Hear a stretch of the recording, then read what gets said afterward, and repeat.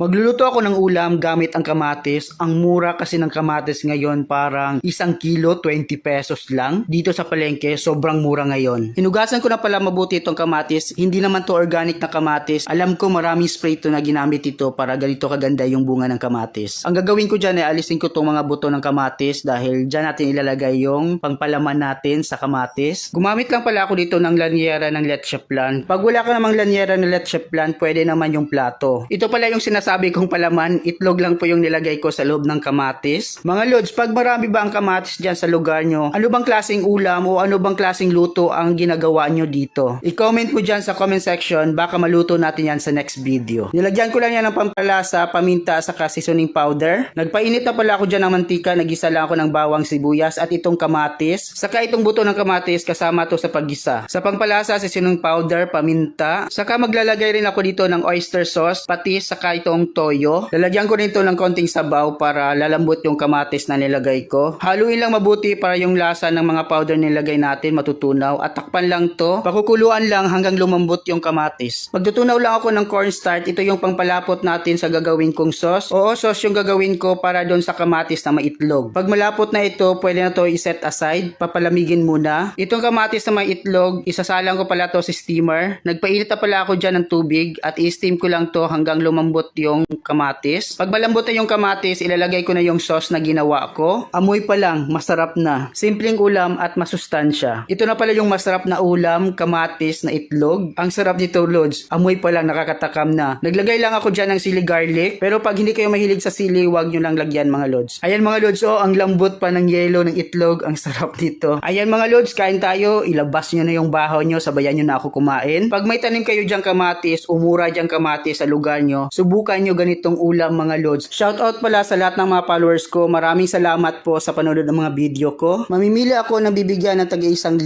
basta nakapalo ka, like, share at mag-comment ka sa mga videos ko. Ayan mga lods, maraming salamat sa panonood.